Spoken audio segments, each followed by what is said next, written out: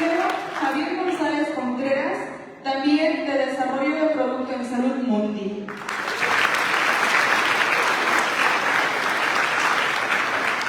A la maestra Paulina Arias Cañón, de Salud Mundi. Bienvenida.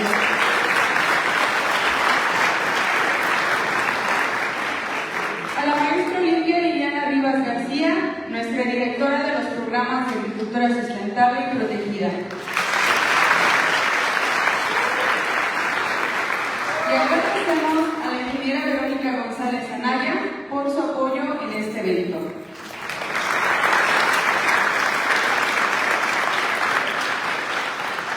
La conmemoración surgió en 2009 a partir del movimiento social Sin Maíz No Hay País, como un llamado a valorar y proteger la diversidad de maíces nativos y la riqueza natural y cultural que representan. México es conocido en el mundo como uno de los principales centros de origen y diversidad del maíz. Se cultivan 64 razas, de las cuales 59 son nativas. El maíz es herencia milenaria de los pueblos de Mesoamérica, quienes domesticaron a su pariente silvestre Etiocintle hace aproximadamente 10.000 años.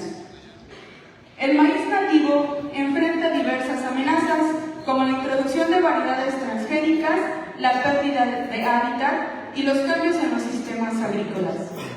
La contaminación genética por maíz transgénico puede alterar estas características de las variedades nativas. En este contexto, el Día Nacional del Maíz busca concientizar a la población sobre la importancia de conservar los maíces nativos y promover prácticas agrícolas agroecológicas sostenibles y respetuosas con la biodiversidad. Es así como hoy nos acompaña el doctor Luis Orlando Castro Cabrera, quien viene a impartir la importancia de los biofertilizantes líquidos y sólidos, paso seguro hacia la agricultura regenerativa, alineado con los ODS. Bienvenido, doctor. Muchas gracias y me permito...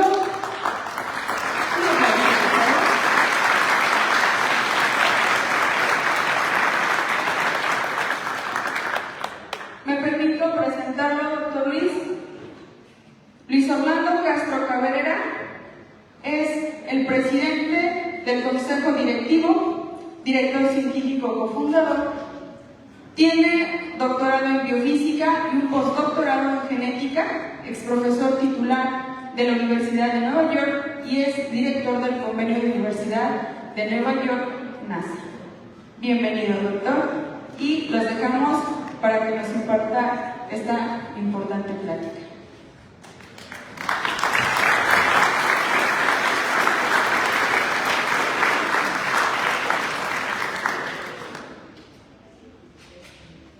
Quiero agradecer a quienes promovieron la presencia mía aquí en esta importante universidad.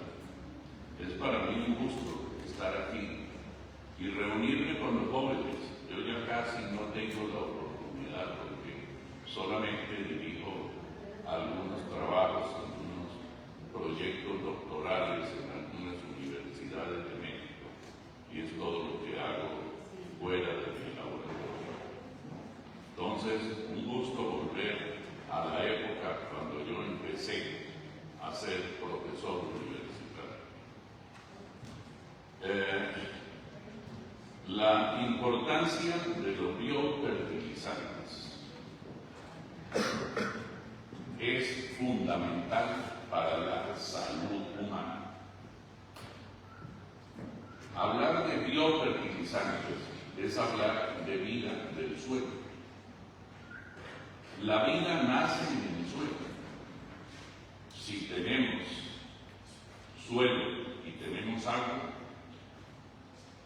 tenemos especies vegetales. Si tenemos especies vegetales, los herbívoros se alimentan de ellas y alimentan a su vez a los carnívoros y se da toda la cadena alimenticia que nosotros conocemos y que no quiero detenerme aquí porque ustedes la han visto aquí en la universidad y sus profesores seguramente les ha exigido entender. El ambiente, quiero partir explicándoles a ustedes qué es biofísica, un doctor en biofísica. La biofísica es la relación entre el medio y la vida. ¿Qué relación existe? ¿Cómo y por qué pueden vivir unos seres en un medio específico? Podemos hablar de seres aerobios como nosotros o seres anaerobios como muchas especies de microorganismos que conocemos y que seguramente ustedes ya habrán estudiado. Vivir aquí en este medio, porque me gustaría, antes de empezar y de profundizar, recordarles qué es lo que respiramos nosotros. ¿Quién de ustedes me quiere decir qué respiramos? Por favor, con confianza. ¿Sí? ¿Cómo? Por favor, usted. Oxígeno y nitrógeno. Oxígeno en una pequeñísima proporción, el nitrógeno en un 78%. Partamos de ahí. El 78% de la atmósfera terrestre es nitrógeno. ¿Y para qué sirve el nitrógeno? En toda la función orgánica de todos los seres vivos es fundamental el nitrógeno. Y nosotros, teniendo el 78% del nitrógeno, nos vamos a Europa a traer urea para ponerla en los suelos mexicanos o en los suelos colombianos, porque esta charla la están viendo desde otros países. Nos vamos, compramos, traemos y ponemos en el suelo. ¿Por qué lo tenemos que hacer? Pensemos por qué el Amazonas nunca recibió un grano de urea y siempre está verde. Árboles de 25, 30 metros de altura que, aunque son estables, hay una renovación permanente de la selva amazónica. ¿Quién les puso nitrógeno para que crecieran los árboles? Allá no hicimos algo que hemos hecho aquí. Y voy a ser quizás duro con esta frase. Allá no fuimos a matar las bacterias nitrificantes que son capaces de meter el nitrógeno atmosférico en el ciclo del nitrógeno. Voy a bajar para poder ver la pantalla. En el ciclo del nitrógeno. Si metemos esas bacterias, si las ponemos en el suelo, si hacemos que vivan en ese medio fitotóxico que les hemos creado y que ellas no toleran, entonces se mueren esas bacterias y tenemos que traer urea o cualquier otra forma de un fertilizante nitrogenado y ponerlo para que las plantas crezcan. Nosotros también necesitamos nitrógeno, pero sería motivo de otra plática. Nosotros empezamos, y les quiero contar el origen, a trabajar con bacterias del suelo hace 50 años. En el segundo semestre de 1974 empezamos este proyecto. Y estamos empezando a aprender. ¿Qué hicimos? Lo primero fue cometer un error. Los errores, cuando se habla de ciencia básica, enseñan muchísimo. El primer error que cometí es que creamos un banco de bacterias benéficas de aproximadamente 1.200 especies. Y yo dije, resolví el problema del mundo, regenerando suelos. Las pusimos en el suelo y se morían. la causa, la trazabilidad química del suelo. Todas las moléculas de fungicidas, de insecticidas, de bactericidas, de herbicidas que van al suelo afectan la vida del microbioma. Un suelo sin bacterias es un desierto, es un suelo estéril. Hasta los desiertos tienen muchas especies.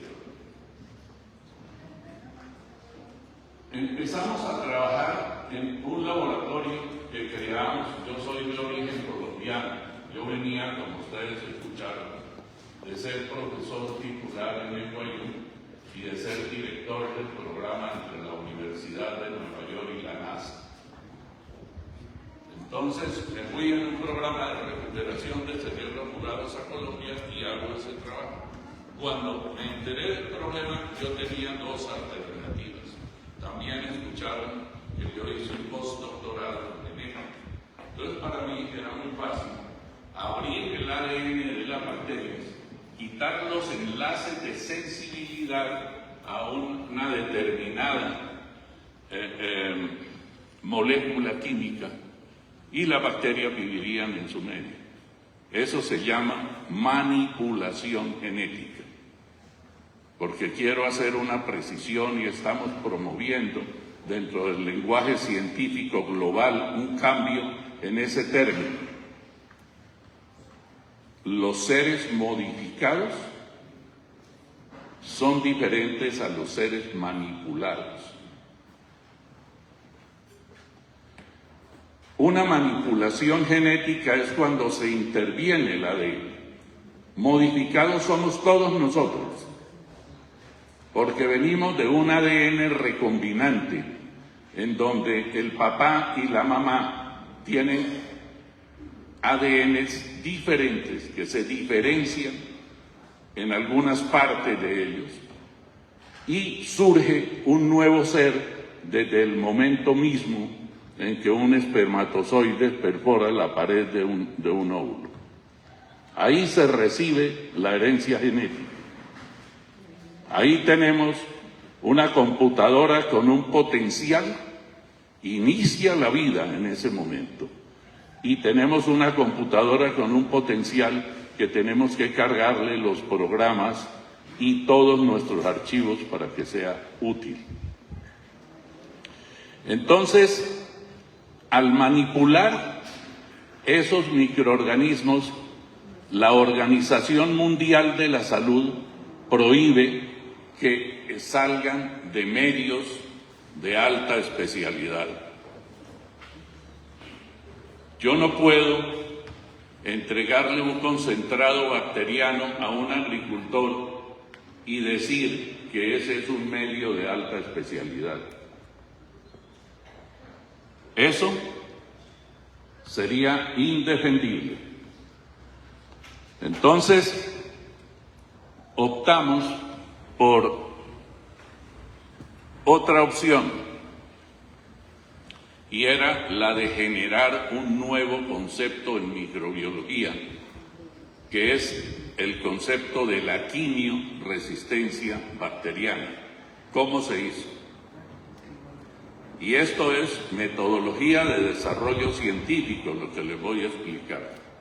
Yo le pregunto a una casa que produce agroquímicos de una molécula específica, podríamos hablar hoy de un neonicoide o cualquier otro agroquímico, no importa cuál, qué cantidad ponen ellos en una hectárea y cómo lo aplican.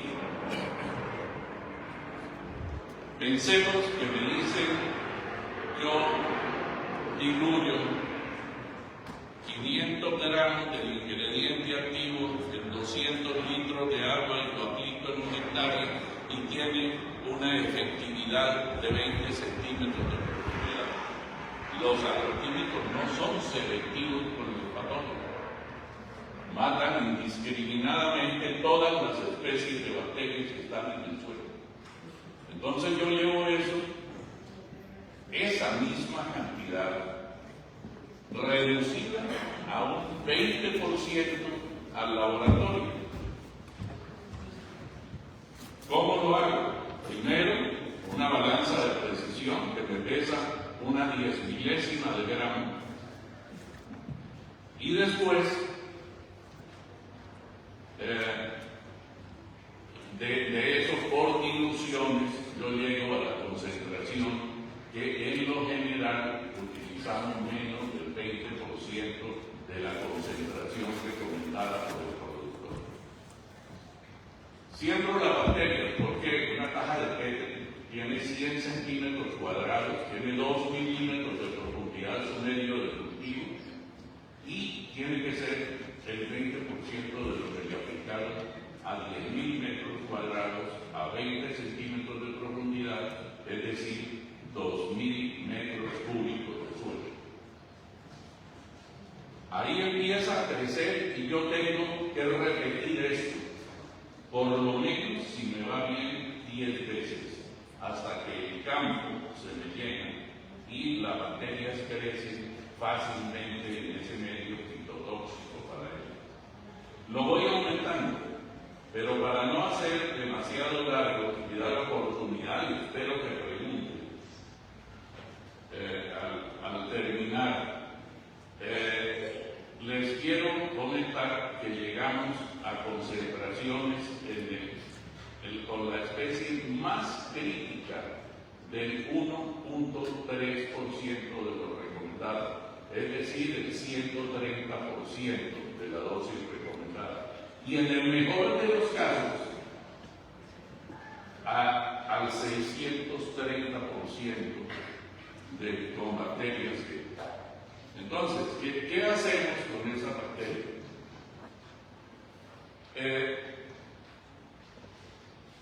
El campo, para que se sostenga, tiene que ser altamente productivo. Antes existía el temor de si se cambia de la agricultura química a la agricultura orgánica, se baja la productividad y eso afecta el bolsillo del productor. Hoy, con nuestra tecnología, no se corre ese riesgo. Se han hecho estudios de efectividad biológica y, como lo dice ahí, nuestro compromiso es lograr que el campo sea altamente productivo. Entre más productivo sea el campo, garantizamos que tenemos alimentos para nosotros.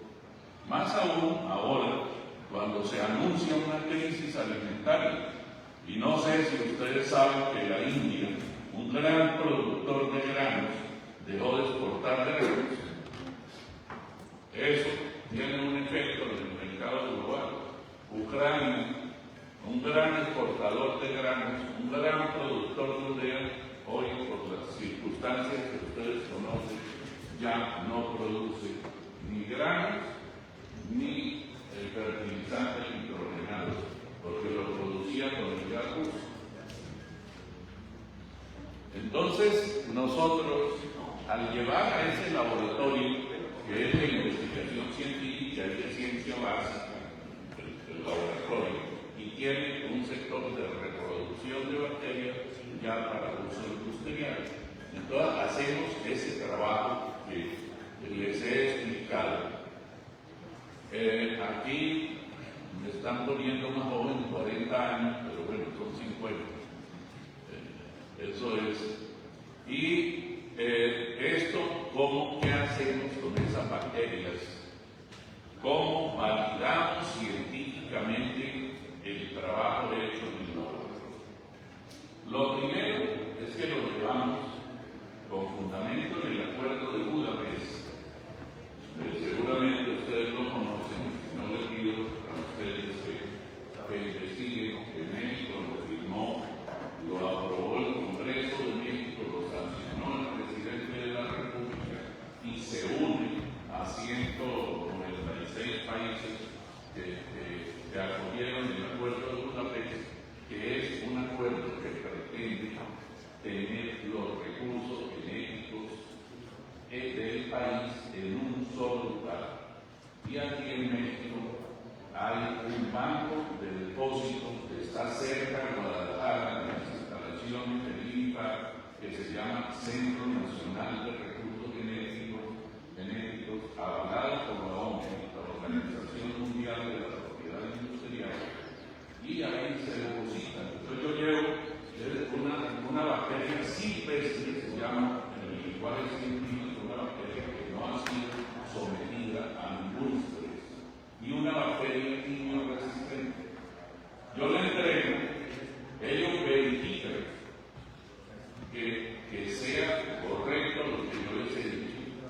que los niveles de tolerancia de esa cepa de bacteria sean correctos después de aproximadamente 2 o 3 años de estudiar ese microorganismo, me dan a mí un cartoncito que yo cuelgo en la pared. Tenemos, porque es muy costoso tener en el banco PCT, bacterias depositadas, tenemos 18 cepas puras y 4 consorcios para un total de 38 cepas depositadas desde un banco que tiene aproximadamente unas 1.400 cepas de bacterias pequeñas. Y todavía no conocemos nada de la microbiología benéfica del suelo. Estos son los certificados. Aquí hay unas cosas que les quiero mostrar. A la primera, en ese lado está un certificado de la revista Microbiology, seguramente ustedes la conocen. En mi criterio, es la mejor revista de microbiología del mundo. La produce la editorial Spindler de Alemania. Y ellos fueron los encargados, a raíz de un premio que me dieron a mí en el año 2011, el 18 de noviembre, que es el ABC en Ciencias, que tal vez saben en qué consiste el premio. Entonces ellos mandaron a que alguien con autoridad certificara la distancia científica. ¿Qué quiere decir en ciencia la distancia científica? Ahora que tenemos en México un extraordinario ciclista, podemos poner un ejemplo de ciclismo. El 10º en la Vuelta a España. Me olvidó el nombre, pero seguro ustedes lo recuerdan. La distancia científica es el tiempo que lleva el ciclista que se escapó del lote y le dicen 10 minutos. ¿Qué significa? Si el ciclista se para, el lote le lleva 10 minutos. Si el ciclista sigue pedaleando, tenemos que tomar la diferencia de la velocidad del pelotón y del ciclista que va en la cabeza de la competencia. Y si pedalea a la misma velocidad o más rápido, pues nunca lo alcanzan. Entonces, esa medida en ciencia también existe y ahí están diciendo, como ustedes ven, que los otros grupos de investigación del mundo tardarían de 7 a 9 años en llegar al nivel que hemos alcanzado. Eso es lo primero. Lo segundo son los depósitos que tenemos y los certificados de depósito en el Centro Nacional de Recursos Genéticos de México y que obviamente están en el Banco Global que existe en Suiza de Recursos Genéticos.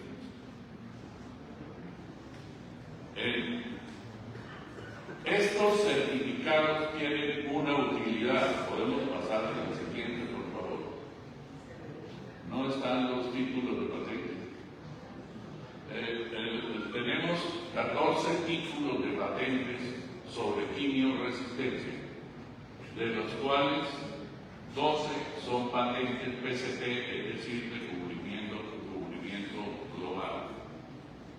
Tenemos en México 4 aprobadas, en Estados Unidos 3, en Colombia 4, en Brasil 2, bueno, no recuerdo de otros, pero ahí tenemos esto. Ese producto con esas patentes, ¿para qué nos sirve? Producimos unos concentrados bacterianos líquidos y sólidos.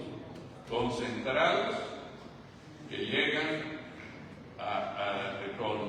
en el sólido estamos de 19 a 24 por 10 a la 9 UFC, es decir, de 19.000 a 24.000 millones en un gramo de microorganismos. Entonces, ¿recuerdan una bacteria qué medidas tiene? Una bacteria tiene 0.7 por 0.4 micras y necesitamos aumentar su tamaño para observarla solamente 400 veces en el microscopio. Si queremos detalles de su fisiología, tenemos que llevarla a 1200 aumentos en un microscopio óptico. Y pues en un microscopio electrónico podemos llegar a unos 300.000 aumentos. Entonces, esos productos los metemos primero, hablemos del sólido. Los abonos sólidos se hacen de residuos de cosecha, por ejemplo, la cachaza de la caña de azúcar.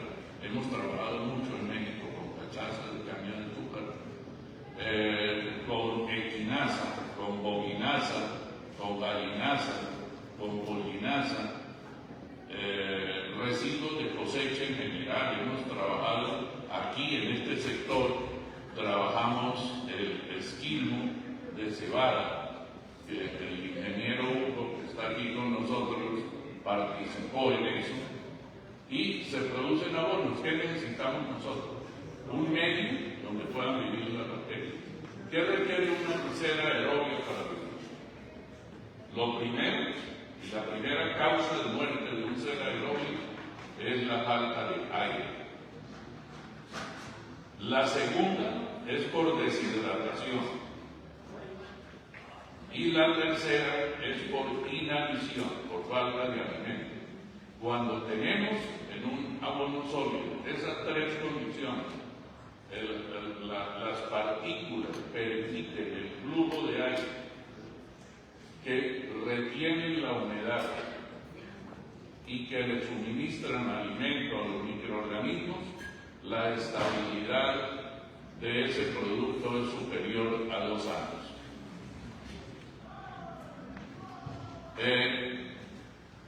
En ese abono sólido y ese residuo, nosotros tenemos tres consorcios de bacterias. Los primeros, y esto es para que hagan una diferencia con otros métodos tradicionales, la primera son el consorcio de bacterias termófilas, es decir, que generan calor por sí mismas. No necesitan una fuente diferente de energía.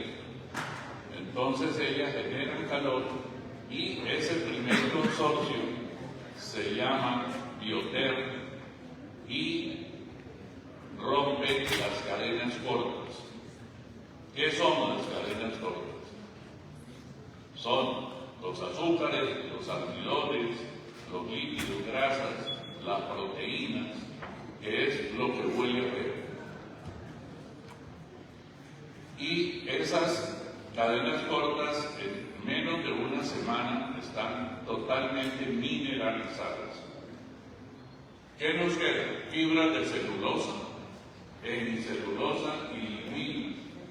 Entonces tenemos otro compuesto microbiológico que rompe las cadenas de la celulosa, la hemicelulosa, y atacan las ligninas que protegen las fibras de celulosa y se convierte en una tierra negra.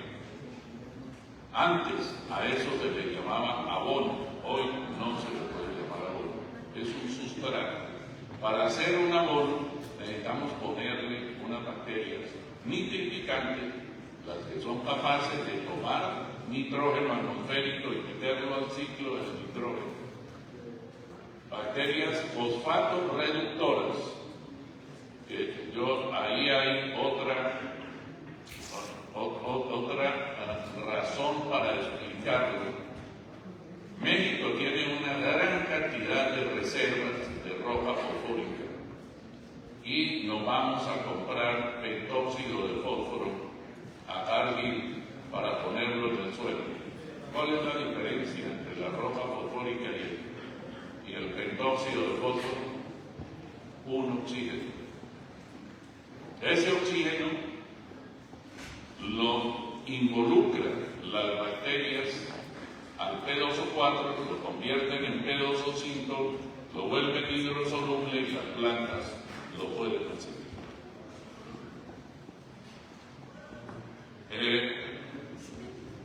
La forma como se comprueba que trabajan las bacterias es teniendo análisis. Aquí es importante documentar toda la trazabilidad de los procesos.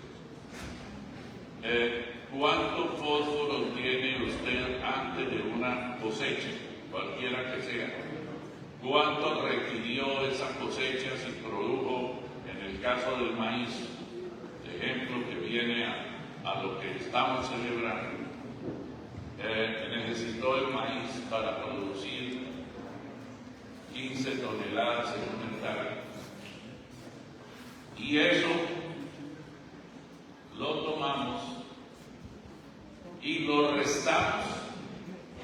Y si coincide o se aproxima a lo que falta con relación al análisis inicial, estamos comprobando, que era lo que hablábamos con el señor director de UNIRA ayer, si hace falta ese fósforo, como P2 o 4, fue porque las bacterias fosfato reductoras lo convirtieron en dióxido de fósforo. Entonces, no es necesario ir, y ahora les voy a dar un ejemplo de algo que está sucediendo y que ha participado el ingeniero Hugo, por un matemático que resolvió convertirse en productor de papaya. Con el potasio, una condición muy similar. Pero pasemos ya a lo concreto. ¿Cómo se ha trabajado en los suelos? Les repito, mi propósito de vida es devolverle al suelo lo que le hemos robado al suelo, por el mal manejo del suelo. Hemos hecho trabajos, no sé si tenemos una transparencia de lo del maíz. Hemos hecho trabajos, se hizo un trabajo en Colombia, allá se tienen 2 cosechas de maíz al año, porque allá es primavera todo el año. Y en 4 cosechas, es decir, en 2 años, aumentamos más del 1.7% la materia orgánica. Estamos hablando de aproximadamente 19 toneladas de materia orgánica por año. ¿Cómo se convierte y qué pasa? Y quiero ponerlos a pensar aquí a ustedes.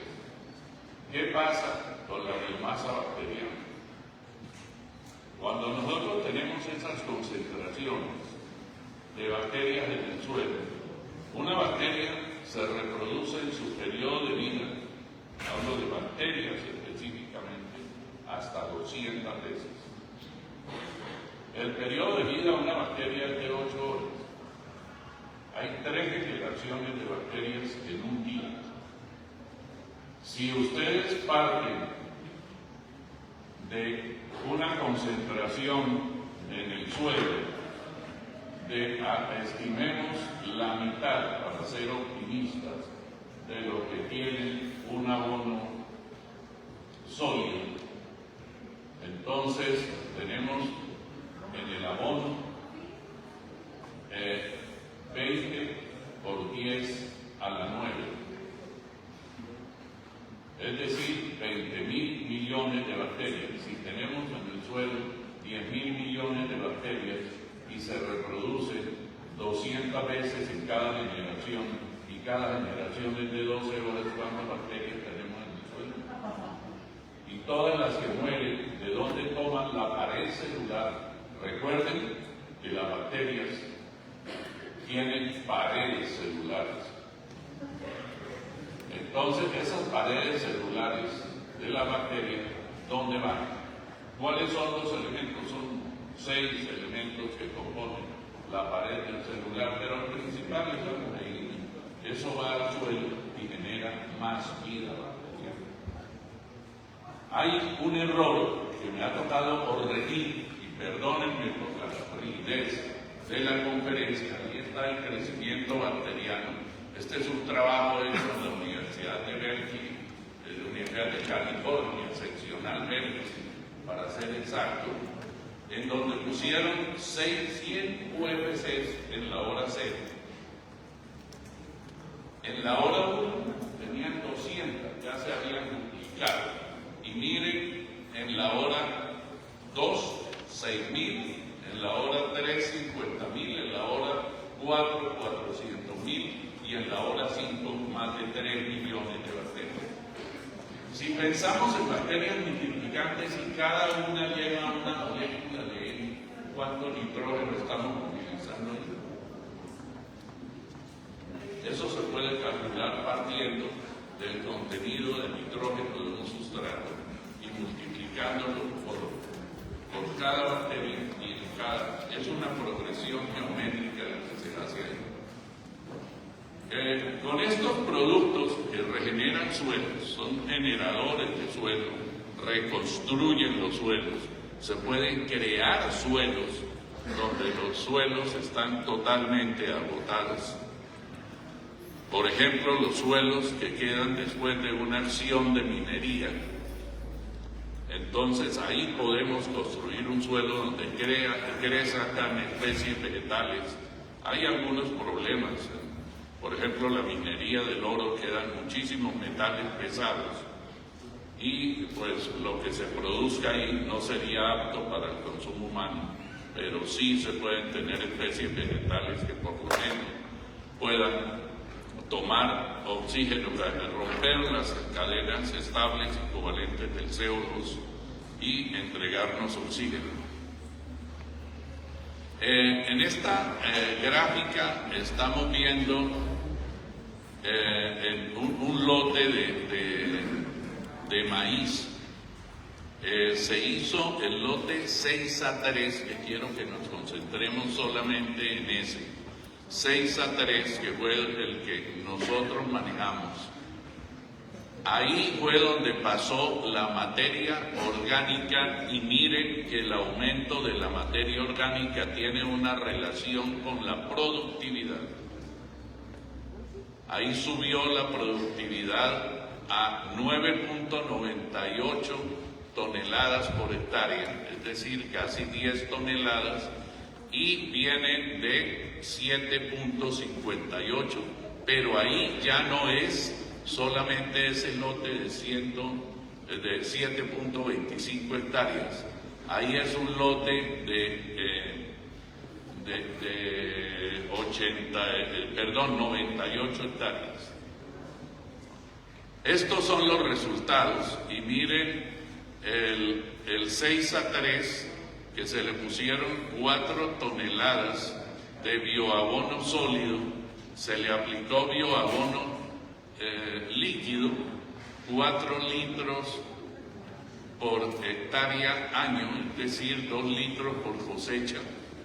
La materia orgánica con que empezamos, estoy leyendo el del 6A3 en 2.27, que es buena, para allá no, porque son tierras de primera calidad, y en un semestre, en una cosecha, pasamos de 2.27 a 3.01. La diferencia es 0.74% de la materia orgánica equivale a 19.2 toneladas por hectárea adicionales. ¿Quién aporta esto? Lo aporta primero el material orgánico que se le puso, que podría llegar el 50% a convertirse en materia orgánica, siendo muy optimista, y el resto es biomasa bacteriana. Esto no se había medido y un miembro de nuestro equipo, Fabián Pizarro, es investigador del CIA, del Centro Internacional de Agricultura Tropical, que nosotros lo sacamos de allá para que se viniera a trabajar con nosotros. Esto fue lo que se logró. Esta es la mejor tecnología que hoy existe en el mundo como biotecnología para el futuro de la agricultura. Y el respaldo, les repito, son 22 certificados de depósito y 14 títulos de patentes. totalmente validado desde el punto de vista científico. Pasamos a la siguiente, por favor. Aquí vamos a ver es el crecimiento de la materia orgánica en los siguientes semestres. Allá son 2 cosechas al año, esto ya lo expliqué, podemos pasar esa diapositiva. Aquí están las curvas que se elaboraron con los lotes, porque el 6 a 3 empezamos un semestre antes, porque era el lote problema, y lo que estábamos atacando es una plaga de maíz, que un doctor en fitomejoramiento me dijo a mí que podía poner en riesgo la producción global del maíz. Y se llama el Cannabis maíz. Aquí se le conoce más como la chicharrita. Y tuvimos mayor eficacia que los productos químicos. Podemos pasar, no sé si está la curva ahí de la eficacia biológica de los productos nuestros. Esta productividad tal vez no la tenemos, pero si ustedes entran a mi canal de YouTube con mi nombre, ahí hay una conferencia que dicta el doctor Henry Vanegas, un doctor en fitomejoramiento vegetal, y él hace referencia a esta parte.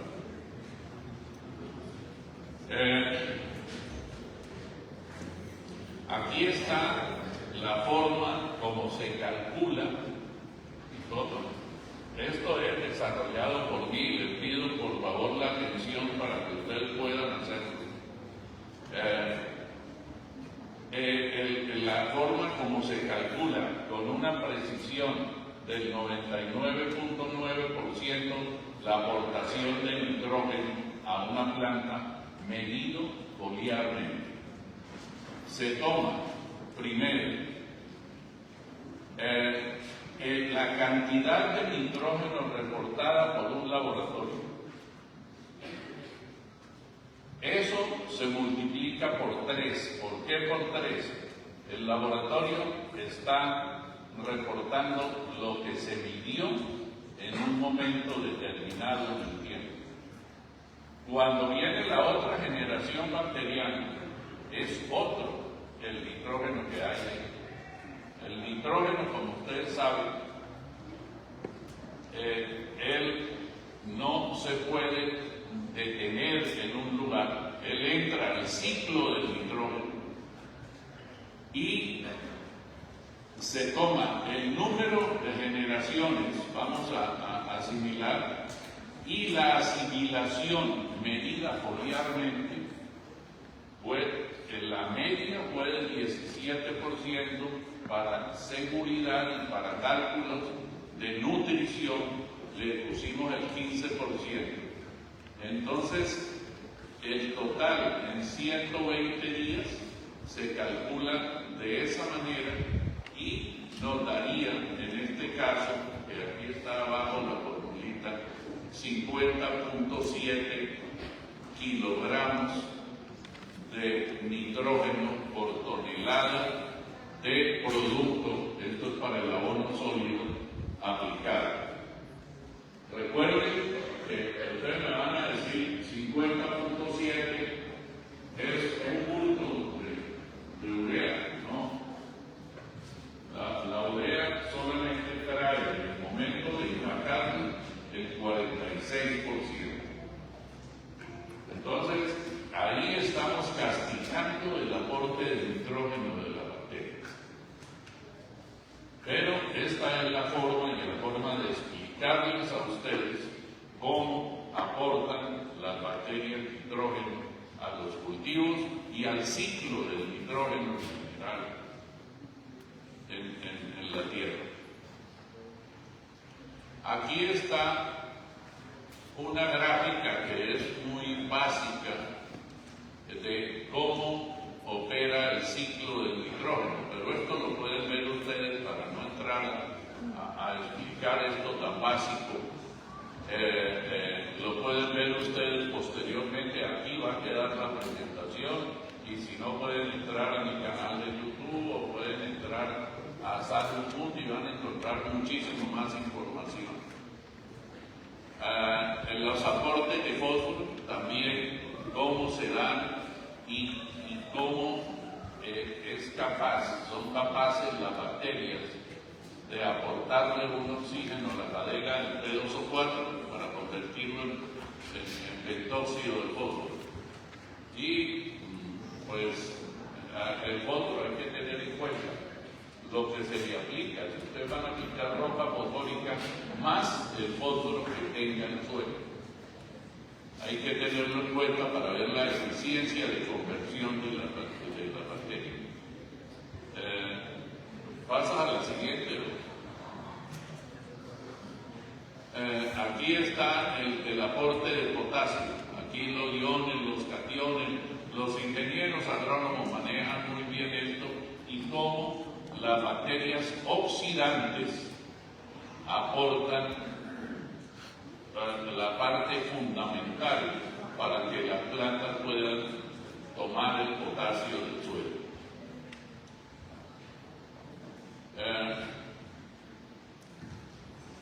Aquí están algunas definiciones básicas de la capacidad de intercambio catiónico y algunas variables que controlan la capacidad de intercambio catiónico. Esto es como un material para que ustedes recuerden lo que seguramente ya han visto en la academia, en las clases. Adelante. Aquí están los productos nuestros. Aquí hay una muestra. Quienes tengan interés, hemos traído creo que 5 muestras, no sé si todas las pueden tomar para que prueben y hagan algún trabajo con las plantitas, con el jardín, con un sector. Estos son 250 mililitros.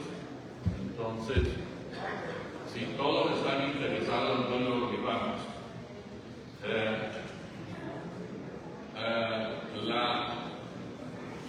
La relación carbono-nitrógeno.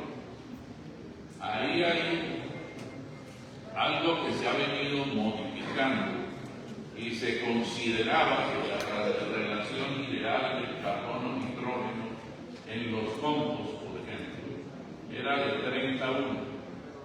Hoy sabemos que hay más vida microbiológica cuando hay más nitrógeno, entonces la relación más baja. La ideal hoy sería 10:1.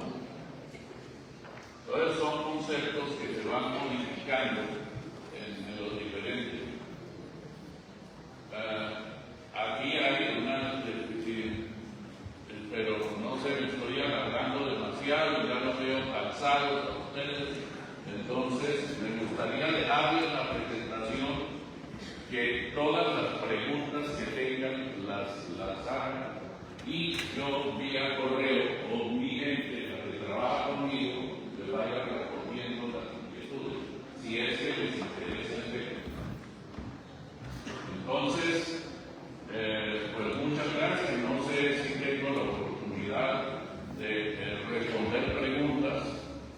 Entonces, adelante. Si alguien quiere preguntar algo, les pediría que tomen el micrófono y vengan. Ojalá haya muchas preguntas.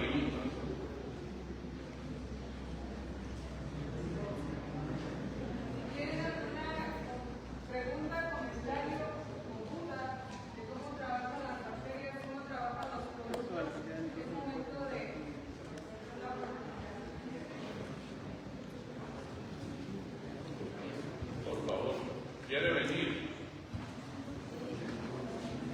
Las chicas rompen el hielo. Un gusto. Gracias. Bueno, primero, muchas gracias por compartirnos su conocimiento. Creo que es un área, pues bueno, para mí es algo nuevo, pero me gusta mucho, me llama mucho la atención y creo que este es un tema muy importante.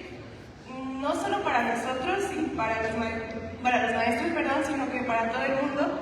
Ahorita creo que hay una gran, un gran conflicto ambiental y más que nada este tema de los cultivos, pues la agricultura es una de las áreas más contaminantes a nivel mundial. Entonces creo que pues estas alternativas, estas propuestas, estos proyectos, creo que tenemos que tomarlos mucho en cuenta. Creo que hay muchas personas aquí que pues tienen sus papás que tienen tierras, entonces creo que estas, bueno, a veces las personas mayores tienen pues otras ideas, no generalizo, pero tienen otro tipo de trabajo.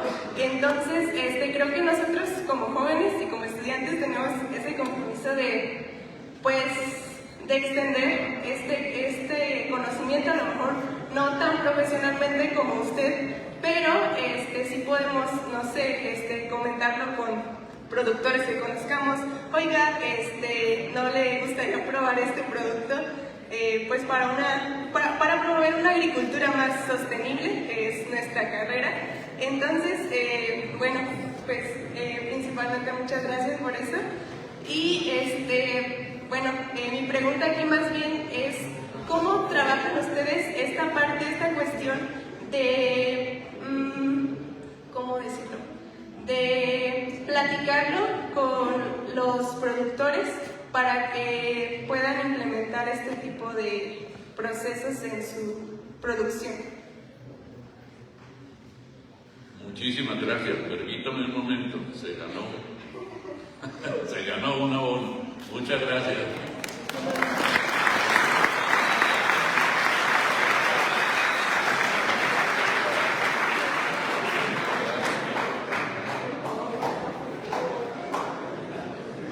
Bueno, mire, aquí tenemos dos cosas. Un representante nuestro, que es el ingeniero Hugo Hurtado, que está el profesor también, que nos representa, entonces tenemos doble representación aquí. Y los productos de esto que yo les estoy hablando han sido probados por el Centro de Investigaciones del FIRA. Gracias. Aquí en Villadiego. Entonces, ellos lo han probado, ellos han medido los resultados y han trabajado con nuestros productos. Entonces, con el ingeniero Hurtado, yo les pido el favor de que tomen el teléfono. No sé qué se me hizo Hugo, no lo veo. Allá está. Entonces, él los puede atender y con mucho gusto, a través de correo electrónico, yo también les apoyo en cuanto pueda, y todo el equipo que tenemos. ¿Hay otra pregunta? Por favor.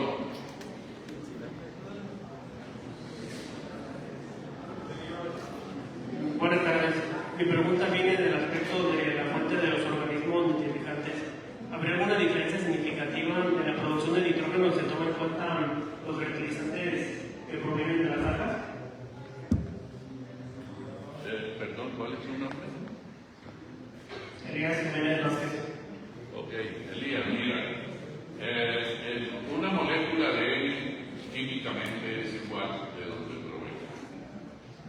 La diferencia es que los microorganismos están tomando esa molécula de la atmósfera y se la están llevando a las raíces de la planta. Cuando usted tiene una colonia de microorganismos nitrificantes en el suelo, eso significa que tiene una planta productora de fertilizante tipo N para el terreno.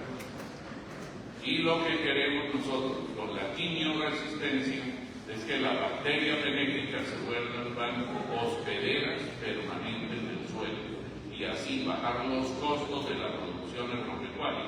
Entre otras cosas, para los encargados de vender productos, nosotros tenemos una desventaja grande, y es que con los agroquímicos empiezan ustedes con dosis bajas, porque los suelos son buenos, porque las plantas pueden asimilar más y mejor los agroquímicos que le ponen, y en la medida en que se empobrece el suelo porque matan las bacterias van aumentando la dosis de agroquímicos.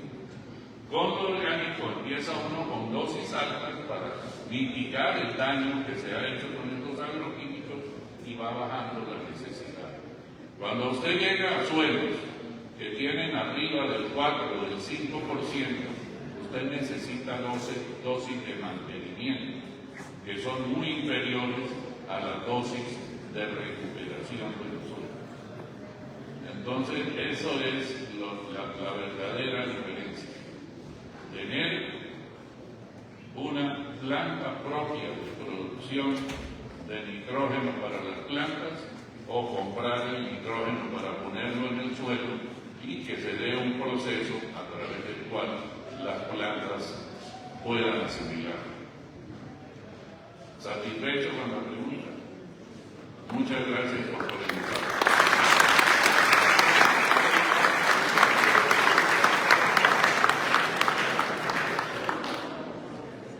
¿Hay más preguntas? Ahí había otra pregunta. Ah, sí. A ver, venga usted. Venga. No, le llevo el micrófono.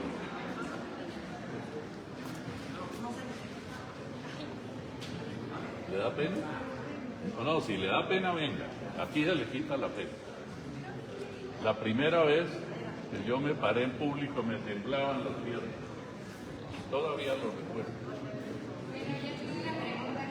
¿Existen bacterias que se pueden usar como alternativas a pesticidas químicos? ¿A pesticidas químicos? ¿Cuál es tu nombre? Mi nombre es Carla. Carla, ok. Mire, lo que mostraba allá, lo que quería mostrarle y que lo pueden ver en mi canal de YouTube, es la eficiencia con que los microorganismos pueden actuar y se puede comparar su eficacia con los químicos. El caso del Lantulus maiz, seguimos hablando de maíz por las fechas que conmemoramos ahora, es lo que nos indica eso. Estuvimos por encima de la eficiencia de los agroquímicos. ¿Y eso qué implica? Como son bacterias benéficas y además saprófitas del suelo, que no le hacen daño ni a las plantas ni a los animales, incluido pues, obviamente el hombre. Entonces, esas bacterias que están ahí están favoreciendo y tienen un carácter de vida permanente en el suelo en la medida en que ellas se establecen. Entonces, esa es la diferencia que hemos logrado superar en el control, en este caso, del Lantulus maiz. A mí me gustaría que el ingeniero Hugo le diga cuántas plagas hemos combatido. Yo mencioné a un matemático que se llama Agustín Díaz, que tenía, creo, Hugo me rectifica, y que le venga Hugo y me recuerda porque tenía 1 hectárea de papaya y ahora tiene muchas hectáreas y no está aplicando 1 gramo de químico ni para nutrir y mucho menos para tratar la plaga. ¿Nos puede contar Hugo cuál es la experiencia con Agustín Díaz? Con todo gusto, doctor. Buenas tardes a todos y de antemano felicitarlos por acompañarnos en este evento donde el doctor nos está compartiendo el futuro literalmente de lo que sería la agricultura. Les comparto esta experiencia, la iniciamos en enero de este año con Agustín Díaz, un amigo matemático, un poquito loco, digamos, porque el perfil de un matemático, pues imaginártelo como agricultor, no me da, ¿verdad? Bueno, Agustín tuve yo el gusto de conocerlo hace 8 o 10 años en esta área, del área de Jadar del Progreso. Aquí nos está acompañando gente de la SPR, Agrupación Agrícola Valle Jadar, que dirige Nacho Soto, un gran amigo. Hicimos el fertilizante sólido en Cerrito de Camargo y llevamos a cabo el proyecto, procesamos.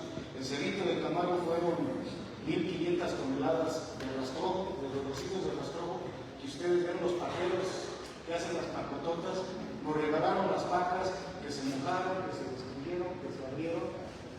Nosotros la recogimos y eso fue lo que procesamos. En ese tiempo conocí a Agustín porque él, a través de otro compañero del equipo, Héctor Varela, tuvimos contacto y nos compró fertilizante sólido para aplicarlo. En ese año, hace 8 años, él hacía sus pininos en agricultura. Eso lo hicimos en Iguala Guerrero. Sí, en la colonia Álvaro, que no se llama el pueblito, le gustó el resultado. Ahí quedó.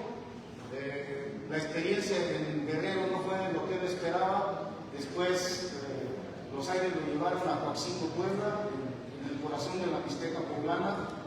Y a principio de año nos volvimos a contactar. Él traía la inquietud por una prueba que hizo con Biofertil Sólido, es el nombre del producto, que estaba produciendo un compañero en Oaxaca con la tecnología del doctor, lo probó en papaya. Los resultados le gustaron y la inquietud le salió de él hacer su propio biofertilizante sólido. Con esto iniciamos la experiencia con él. El producto lo hicimos con el copete de las papayas, hojas, papayas maduras que ya el mercado de papaya, el contexto es que el mercado de la papaya se cayó el precio. Entonces utilizamos el copete de las papayas, utilizamos un poco de estiércol que nos regalaron y utilizamos calabacita, el precio de la calabacita, de la zucchini, de la que todos nos comemos, se cayó. Entonces tomamos la decisión de dejar que la calabacita madurara, hiciera calabazas un poco de mayor tamaño. Todo es un gran proceso para procesar y obtener el fertilizante sólido. Aunado a eso, empezamos a ver otras cosas que podíamos mejorar en el proceso de producción de la papaya. Algo que me llamó a mí mucho la atención eran los costos de fertilización que estaban teniendo Agustín para mantener la papaya, y los resultados pues, no eran los esperados. Entonces empecé a ver dentro de las opciones que teníamos y me encontré una empresa en Puebla que ahorita nos está surtiendo todo lo necesario para la nutrición, que son fertilizantes de origen mineral de mina. No son de síntesis química, le entra la roca fosfórica, entra las algas diatomeas, silicio, entra arcilla potásica, diamantita. Con todo eso y los microorganismos del doctor, si se fijan en estos fertilizantes de extracción mineral, no me enseñó uno que trajera nitrógeno, no lo tenemos, no hay, de origen natural. Pero los microorganismos del doctor, azospirilo, los vacíos de nitrifican, hacen la función que les ha estado comentando. El nitrógeno del aire lo incorporan a su metabolismo y cuando muere esa bacteria, ese microorganismo, pasa exactamente lo mismo que cuando muere el organismo superior. Un animal doméstico o uno mismo se va a descomponer y todo lo que nosotros tenemos en nuestras células se lo vamos a regresar a la tierra. Si somos muy apegados a la religión, lo que hacemos, dice, hay una cuestión que menciona muchos: polvo eres y polvo te convertirá. Le estamos regresando a la tierra la vida que de cierta forma le hemos ido quitando usando fertilizantes de síntesis química y pesticidas, porque realmente no los usamos como debe de ser. Como buenos mexicanos decimos, dice un litro, échale otro chorrito para tomar. Pero ¿saben qué están haciendo? Se acaban de echar la soga al cuello y porque ningún pesticida va a eliminar al 100% el problema sanitario que tengan ustedes en su cultivo, en el que quieran. Vamos a tener un escape de un 1 o un 2% que en la siguiente generación, sus hijos de esa clara van a ser resistentes a la dosis que ustedes aplicaron. La naturaleza es más sabia que nosotros. La naturaleza le va a tomar a lo mejor 3, 4, 5 ciclos, 6 ciclos agrícolas. Y lo que ustedes pensaron que le habían ganado, ahora se va a revertir. Bueno, esto con Agustín empezamos a implementar, haciendo el control de plagas en el área foliar. El control de plagas, tanto hongos como plagas, el principal problema en papayas, araña roja, araña cristalina y haciendo con este producto mezclado con algas diatomeas. Hacen una sinergia de, perdón, de destrucción, pero es una ropa nuclear que le estamos aplicando para no estamos generando resistencia, estamos teniendo un buen control porque este producto nos controla la plaga prácticamente en todas sus etapas, cosa que no les hace el pesticida, salvo algunas raras excepciones.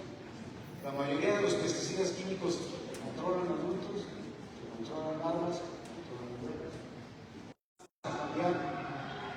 La fuente de nutrientes para hacer el aporte a la papaya. La fertilización de la papaya la estamos haciendo básicamente con los productos que les mencioné: diatomeas, neomadita, roca fosfórica y arcilla potásica. Ahorita Agustín está embarrada sus huertas con huertas aledañas que están usando productos de síntesis química. Las huertas de Agustín están más sanas. Aunado a la sanidad de la huerta, la papaya es de mucho mejor calidad en cuanto a contenido de grano gris y viga de anaquel. A ustedes creo que le llevé unas papayas a mí me compartí imágenes y me puso un WhatsApp en un audio donde expresaba su emoción por la calidad de las papayas. Él resaltó mucho el dulzor de la papaya, dices, como si le pusiera azúcar, literal, así fueron sus palabras, ¿verdad? Con esto que les estoy platicando, quiero reforzar el comentario que les he hecho el doctor. Es posible, no es nada. El problema más bien lo tenemos aquí. Si ustedes no creen que esto es posible, todo lo que ustedes hagan para tratar de generar redes, porque sí me pedían que yo uso productos sustentables, siempre me van a encontrar un límite. ¿Por qué? Porque ustedes acá todavía no lo aceptan.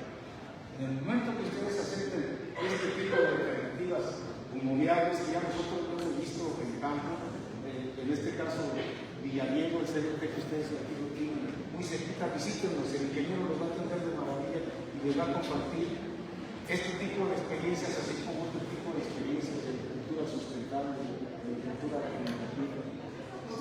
Pero necesitamos tener el conocimiento para poder romper ese paradigma que tenemos acá, que lo químico es lo mejor.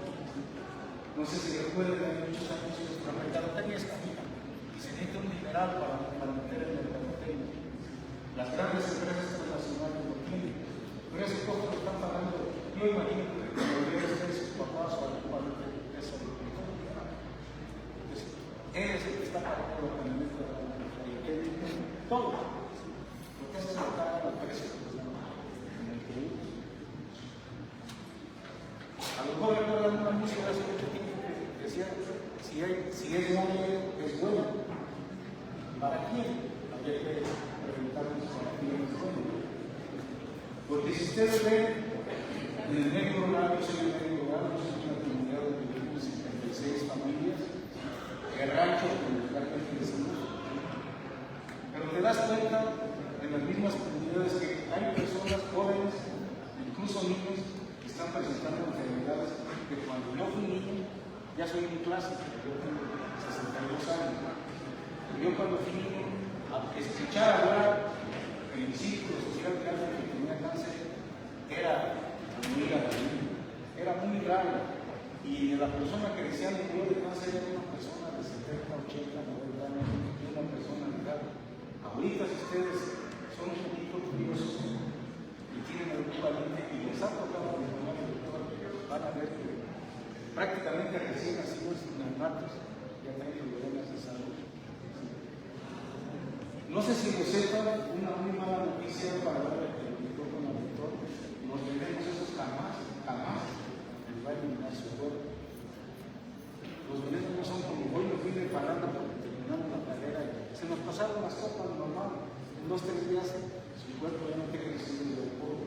Los venenos, la mala noticia es que sí son fieles, hasta la muerte. Los venenos se van a ir acumulando en las partes grasas de nuestro cuerpo, donde las partes grasas son diferentes a las partes grasas de los ojos, pero ahí van los venenos.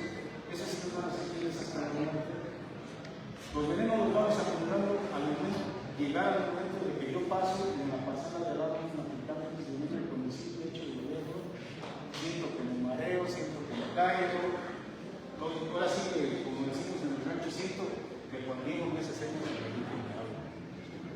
Eso se llama que ya ustedes llegaron al DL50, la dosis letal para el 50% de la población. Imagínense, su vaso ya está completamente lleno. Yo llego con un gotero y le pongo una gotita a ese vaso, esa gotita se va a derramar. Es lo que a ustedes les causa ese efecto, el efecto de intoxicación de la fortuna. Y si son muy curiosos, háganse un análisis de colesterol de la sangre y a lo mejor se llevan una sorpresa no muy agradable. Es lo que les quiero compartir. Es posible, ¿sí? Hay que picar piedra también, eso es de cajón, como vulgarmente decimos, pero es posible y los resultados. Los invito a que visiten Villadiego, ellos tienen cantidad de pruebas con biológicos, con prácticas agrícolas y verán que es posible hacer una agricultura sustentable y regenerativa. Gracias, doctor.